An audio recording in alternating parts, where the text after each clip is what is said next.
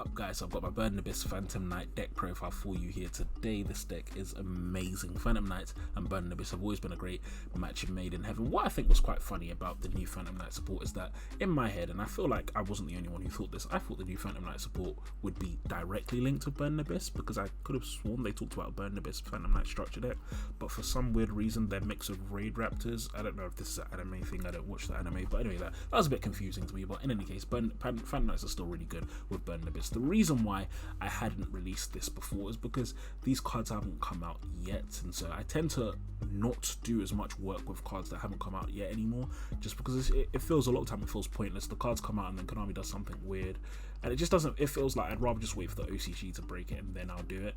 But in this situation, because Phantom Rage will be released soon, and because the synergy is so good, and because I couldn't think of any other decks I wanted to play, I decided to do a Burning Abyss Phantom Knight deck profile with the new support. So this is what I would expect to be kind of playing when Phantom Rage drops. This is the kind of build that I would go with personally. So your idea behind this deck is really kind of like a mid-range combo, where you're going to be taking advantage of the massive pluses that Bardiche gains you, and also your Rebellion XYZ dragons, which I'll explain in a bit. And then you've also got kind of the Burning Abyss engine as a supplementary utility slash grind. It's a really good deck. It's a really fun deck as well. I've got quite a few replays, so make sure to leave a like, comment and subscribe if you want to see some of these replays. But yeah, let me go forward into the build. So first thing is, obviously I'm going to have a big danger package. I pay one Bigfoot, one Thunderbird, one Nessie, one Mothman, one Chupacabra, one Chusanoco, and one Jackalope. So the reason why I have such a big danger package is really just because we like discarding almost every card in our deck, and also just to put 3 bodies on field so we can link into Bardiche. One of the great things about Bardiche is he's so generic, you just need 2+ dark monsters, which means that using the dangers to get into him is great, and I've started incorporating dangers into a lot of my decks in general if I know I can bring out Bardiche, because it's just so free. Dangers, they're upstarts and then they get you a free Bardiche. So I've got all of those different dangers. The other thing is I really like Bigfoot and Thunderbird just because they are kind of like generic spot removal. Bigfoot obviously for face up, Thunderbird for face downs. Obviously it's a bit difficult to empty your hand sometimes, but it is really nice to have these cards if your opponent has a bunch of set cards that you want to deal with, or they have like a face-up card that you need to just quickly deal with, like you need to deal with their Cleaches so they can't flare the list you, for example. That's why I really like having cards like this in my deck, because they do provide some extra utility. Moving on, we play the one Raider's Wing. So in case you're not familiar with this is a Raid Raptor and Phantom Knight's card. If it's in your hand or graveyard, detach one material from Dark XYZ monster you control, special summon this card and banish it when it leaves the field. You can use this effect once per turn. XYZ who uses this card for its effect gets this effect. Who uses this card for its XYZ material gets this effect. Your opponent can't target with card effect. So really this is just there for the fact that it's an easy free summon off any of your Phantom Knights. You can bring it out very, very easily with your Rusty Bardiche, which is really, really good. Then moving on, we have the 1 Barbar, the 2 Seer, 2 Graph, 2 Libich, 2 Farfar, 1 LH, 1 Scum. So this ratio basically, so the only 2s are going to be Seer, Graph and Libich and Farfar, and then everything else is going to be at 1. And the reason why I go with the ratios is really just going to be the one Barbar is nice to have, as he has the advantage of giving you that utility in terms of burn damage. The 1 Lich is nice just in case there's a monster you need to get, and then you've got the Scum to set up your next turns. Then everything else, you don't want Burning Abyss as a free, because you don't actually want to see more than 1 in your hand. It's quite bad. You want to see ideally maybe 1 or 2 in your hand, and the ones you want to see in your hand are going to be Barbar, a Lich, and maybe Scum, and maybe Farfar. You don't want to see Seer and Graph in your hands, which is why it's quite nice to kind of go with these lower ratios so that you have a couple, but you can extend with other cards as well. But yeah, those are my Burning Abyss ratios I'm going to be running with.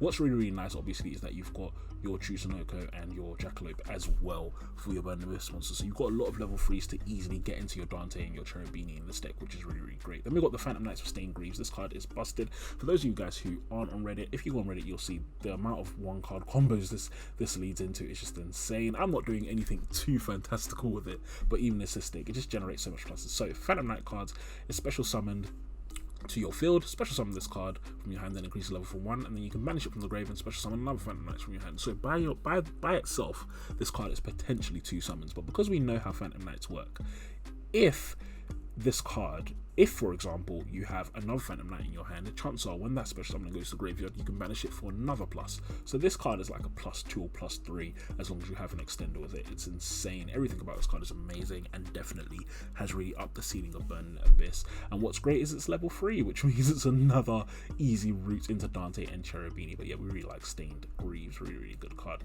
Then moving on, we've got the 3 Tour Guide, great card to have in Burning Abyss. And I'm only playing one Fiendish Rhino Warrior because I don't really want to see him most of the time. I'd rather just dump him after summoning him off Tour Guide. But yeah, we do have the one Fiendish Rhino Warrior. Then moving on, we have 1 Cloak and 1 Boots. You don't, even though we are playing Phantom Knight's card, you don't really want to draw Phantom Knight cards other than Stained Greaves. So that's why it's kind of like you only really get the 1 Cloak and 1 Boots just to search your traps occasionally, but that's all you really need them for. Then we've got the 3 Law of Darkness just for draw power. We've got a lot of disposable cards, so it's not bad having that. The 3 Forbidden Droplet, again, we love discarding cards in this deck. Discarding, I mean, especially this plus your Phantom Knights is amazing because you can use this, discard a Phantom Knight, and then you get a bunch of free summons off that. Isn't that amazing? And then you also get to negate monster on field. Then we've got the 1 rank up Magic Phantom Knights Force, really good card. So this is, in case you guys are not familiar, banish any dark monsters from your graveyard, target dark XYZ monster you control, special summon from your extra deck. Phantom Knights, Raid Raptor, XYG Dragon, XYZ monster that is a number of ranks higher than that monster equal to the number banished by using it as material. So basically, if you banish 3, you can go 3 ranks higher. Then for the rest of the turn, you can't special summon monsters from the extra deck except XYZ monsters, and you can only activate once per turn. So this is really good. I could, for example, use things like I could, for example, use the other Phantom Knights rank up spell, but I do like this one just because it gives you a bit more flexibility in terms of what you're going into, because you can banish more monsters to go 2 up. You can go from the 3 to the 5, or you can go from the 3 to the 4. It's like you don't only have to go 1 and then the other and the other, which is why I really think this card is quite good. But anyway, moving on, we've got the 1 Shadebringer Dean, which is also a really nice card just for extending and for getting into your nightmares and stuff like that, or getting into your Bardiche if you need to. This is often going to be what I'm going to search off the boots after I've kind of sent it with Bardiche, because instead of having 2 Fog Blades, I'd rather have this for extending next turn. Got the 3 Fog Blades, amazing card. And it's also really good defensively as well. It was another thing that I forgot, that's how I actually used to play in Orcus Phantom Knights. You would use this card. You could flip this card, for example, on your own card. Now your opponent can't attack unless they have non-target indestruction or removal, which Orcus had, so they could out it really easily. But it's also good as a defensive card. But it's primarily obviously going to be your offensive interruption, basically just a breakthrough skill. And then the 1 Phantom Knight Sword just for defending cards. This is, again, when you're on the defensive, it's a nice card to have. And I thought, especially as I'm playing so many Phantom Knights cards, I might as well have one of the utility spells, because they are the utility shows, because they are really good cards. I might actually do a pure Phantom Knights build. You never know. We'll see. If you give me enough likes and subscribes, I definitely will get that for you guys. But moving on to the extra deck, so we've got the 1 Cherubini, nice monster. Again, I don't usually go into Cherubini, funnily enough, with a lot of my combos. Sometimes I do if I need to extend, but a lot of the times I just don't feel like I need to. It's a good card, but it's not perfect. I think it fixes bad hands sometimes, but most of the times it's a win more card. But anyway, yeah, moving on, the 1 IP Masquerade, the 1 Phoenix, because obviously, so Masquerade into Phoenix or into Unicorn, the 1 Bardiche. This card, was so happy to have him back. It's also really good because his pop ability is very easy to get off in this deck. It's very often that you're going to be able to activate his XYZ pop ability to get, so it's like, for example, you can do it off your rank up, you can do it off your level 3s when you're going into Dante, or if you're going into Beatrice, and it's just a nice effect to have. Then we've got the 1 Trispaner. I like Trispaner in the main deck here just because it gives me an easy out to back row decks. Like I can easily find materials to link into Trispaner and then just nuke their whole back row, which is really good. And also it's more burn damage, which is great. Broadsword Dragon for ending games. 2 Dante. I play 1 Levier because you do banish quite a bit in this deck, so it's nice to bring some materials back. Things like a Stained Greaves, bringing that back is so much advantage for your deck. Then we've got the 1 Break Sword, 1 Evil Sworn Nightwear, 1 Dark Rebellion XYZ Dragon, 1 Arc Rebellion XYZ Dragon. So the Phantom Knights and the Evil Swarm, just your generic kind of ranks. Phantom Knights Evil Swarm Nightwear isn't too hard to get into in this deck. You've got your Shadebringer Dean, and you've got your Dangers, and you've got your Stained Greaves, which can level itself up. You've got your Break Sword, which obviously you're going to get into, and this is going to be the main target for your rank up spell. Then we've got the Rebellion XYZ Dragon. So Dark Rebellion XYZ Dragon, it wasn't bad. I definitely wouldn't say it was bad, but it's just that there was rarely a situation where I'd really need to go into it. But the reason why I do play it is just because it's nice enough to use in conjunction with Arc Rebellion XYZ Dragon, just because it's easy to rank up into. And Arc Rebellion XYZ Dragon is actually a really good monster. So in case you're not familiar with it, this is one of the new cards that they have as well. This 6YZ monster cannot be destroyed by card effects. Detach one material, can only tear and attack with this card for the rest of the turn. Also, this card gains attack equal to the combined original attack of all face-up monsters on field. Then, if it has a Dark XYZ monster as material, negate the effects of all other face-up monsters on the field. I mean, that effect is just insane. Firstly, a lot of the time, it's not going to matter that you can only attack with this because, I mean, you've just gained a bunch of attack from a bunch of monsters on field, which is insane. And then it also negates monsters on the field, so it outs everything. This card, I mean, to be honest, sometimes I feel like playing this card at more than one, but I've just never had a situation where I've summoned this and then I haven't won. Basically, if I'm getting to this card, I'm usually winning the game on that turn because it's just so strong. So it's a really good card to have.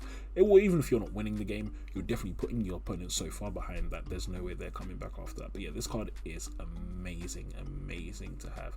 The other problem as well, the other mistake they made with this card is by putting things like it can only declare an attack for the rest of this turn, because for example you can just use this in main phase 2 to negate their board and then start negating stuff, which is really good. So that was another mistake. When they say that, I don't know, they should have just said you can only attack with this monster this turn instead of saying rest of the turn, but whatever. We're happy Konami gave us a bit of a power budget there.